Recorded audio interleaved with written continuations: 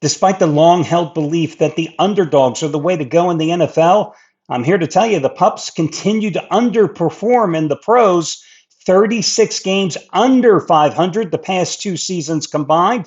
With that being said, I've got two favorites that I think are going to get the job done and cover the spread today for your complimentary plays. And that quirky little system that I discovered about 14 years ago, simply picking straight up winners, well, chugging along, still producing over 80% winners. I'll give you an update how it's performed this season. Hi, everyone. Al DeMarco here, General Manager, DeMarcoSports.com, and this is going to be your Sunday video report. But first, let's talk about the value of complimentary plays versus best bets, because I never hold back the truth. As you know, yesterday I went 0-2 with my complimentary plays here on the video report. I told you my top play was going to be Texas. Well, how did that turn out for the Longhorns? And my second play happened to be Michigan. So on the college football season here with the complimentary plays, I'm now 10-10.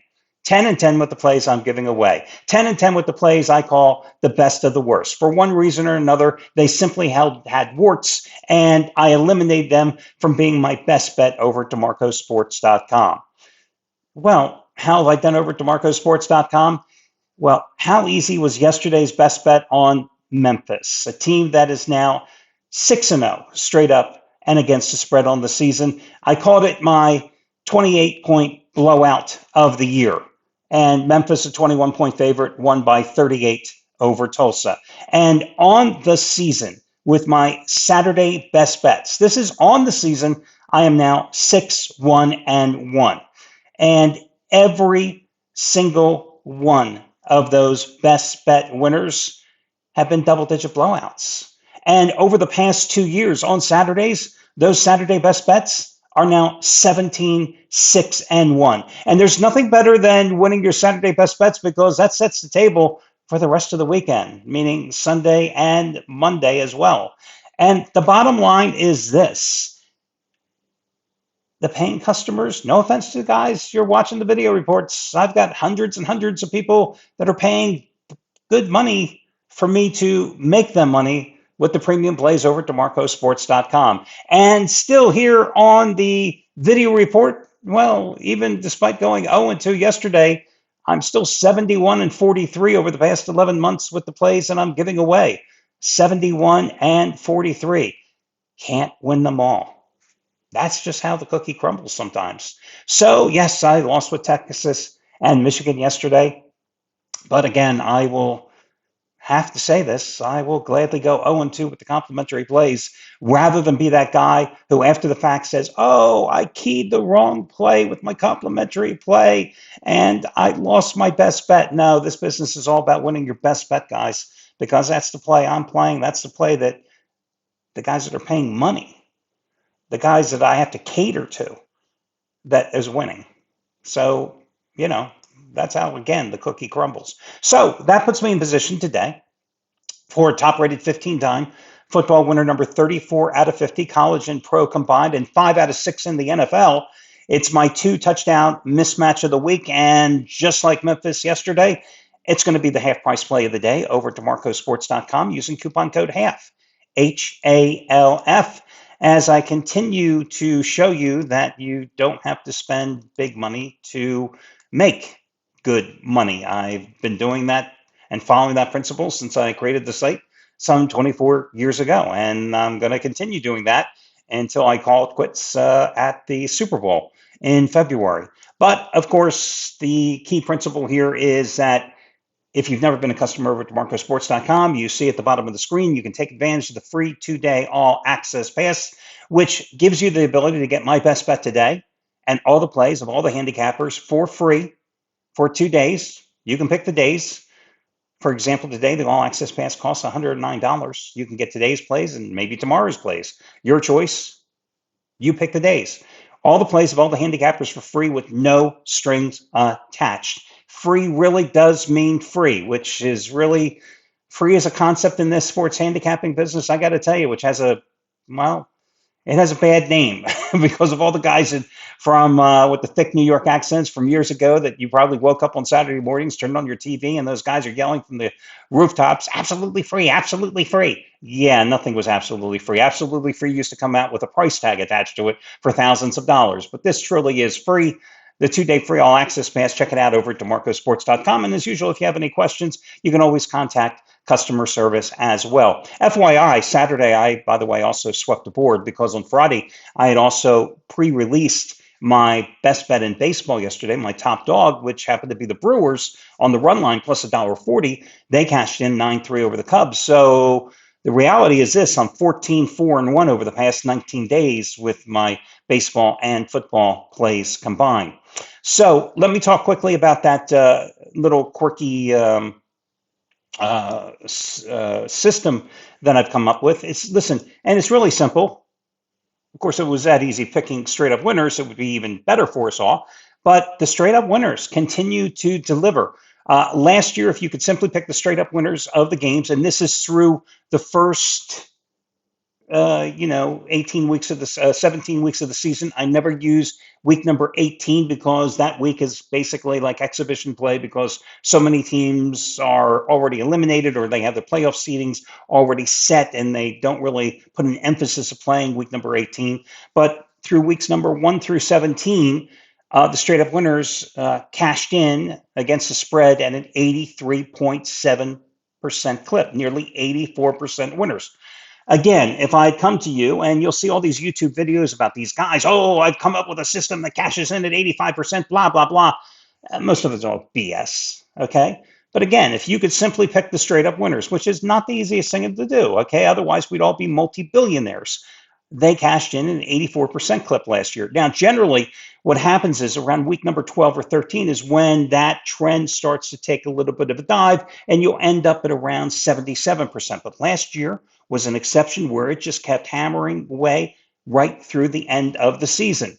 Well, this year has been no different.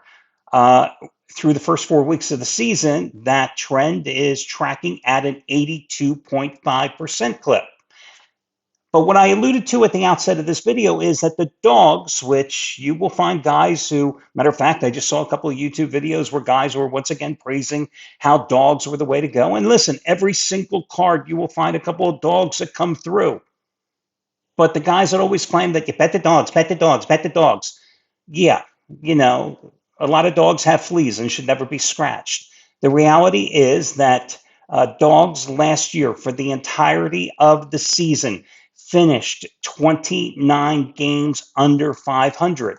And so far, let's include the Thursday night game. Let's include the Thursday night game because, of course, you had the dog, the 49ers, winning the game outright. So far this year, the dogs are 29-36 against the spread. They're underwater again. Now, the caveat I will say here is once again this. If there is an underdog that you particularly like, okay, and you find value in this particular underdog, there is nothing wrong with making a secondary play if you're getting a significant takeback, meaning if you like a dog, which let's use the Cleveland Browns on any given Sunday, taking the Cleveland Browns at plus 400 on the money line as a secondary play is a moronic move because the likelihood of the Cleveland Browns winning a game is probably slim and none, except if you're playing the Green Bay Packers.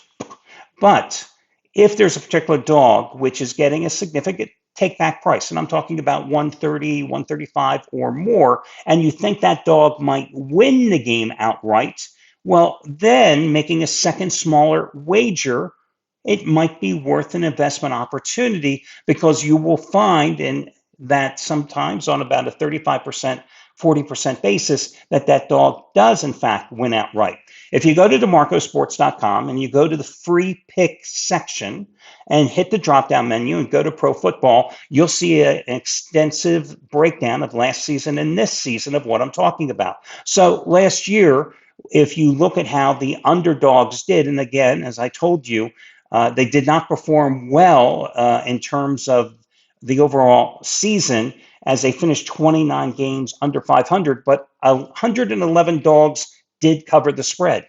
69 of them won outright. So again, that smaller wager. If you do like a dog and you're getting a nice take back and you think they can win the game outright, there's money to be made. It's a smart financial strategy. And that trend is also delivering this season as well. So you've had, including the Thursday night win by the 49ers, you've had 29 underdogs cover the spread. 18 of them have won outright. Again, all those numbers are tracking over at DeMarcosports.com under free picks in the NFL section. So let's talk about your complimentary plays today. The first one, I'm going to go with the Eagles. Listen, I always am somewhat hesitant to use the Eagles because they are my hometown team from growing up. I'm always going to be a lifelong Eagles fan, and it's very difficult, betting with your head rather than your heart. But that line is sitting anywhere from 4 to 4.5 points with Philadelphia undefeated. And the biggest reason I probably like the Eagles here is because you've got Denver coming off the Monday night game and traveling on the road here. And the fact that Denver beat up Cincinnati on Monday night doesn't impress me much. So, yes, this is my Shania Twain game of the week. Most of you will get that reference, I'm sure. So, again, the fact that the Broncos looked unbeatable against a bad Bengals team, 512 to 159 total yard advantage, 29 to 9 first down advantage, nearly having a 38-minute time of possession advantage. Big effing deal. They were playing the Bengals, for Christ's sake. This is a team that's already 0-2 on the road with losses against the Chargers, had the Chargers that day, and the Colts, a team that has lost 7 of its last 8 straight up on the road, dating back to last season. Their only wins this season came against the Bengals and the Titans, 2 of the Dreck teams in the NFL. You look at the Eagles, and they came off that win at Tampa, and that was a big win for them because that was a potential game where, after winning in such a dramatic fashion against the Rams on the blocked field goal as time expired, and then going to Tampa, and Todd Bowles and the Bucs had their number for so many years, having to hold on in dramatic fashion.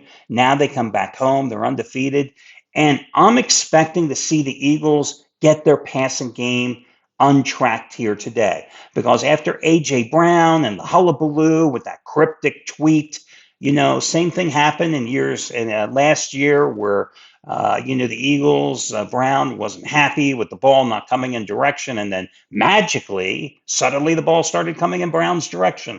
So I'm expecting an Eagles passing game, which really looked bad in the second half when Jalen Hurts couldn't complete a pass there against the Bucs last week, to come out firing today against Denver. And I know Denver has a strong pass rush, and I know the Eagles had some offensive line problems against the Bucs, especially when Lane Johnson, when he had to go out in the second half of that game. But I'm looking for Philadelphia to get the job done here against a Denver team that really hasn't been able to get the job done at all offensively, as Bo Nix has struggled. So I'm going to go with Philadelphia. The other play I'm going to go with is going to be the Detroit Lions, minus 10.5 at Cincinnati. Because, again, what have the Bengals shown you with Jake Browning at the helm? Absolutely nothing. And now it's the Bengals coming back home on the short week after that Monday night loss at Denver. And you look at the numbers with the Lions. I mean, this is a team that's 50-21 with a push in regular season games dating back to 2021. A team that has won 8 in a row as a road chalk straight up, going 7-1 against the spread in that stretch, again, since 2021. A team that has won 3 in a row, both straight up and against the spread, since week one's loss to Green Bay.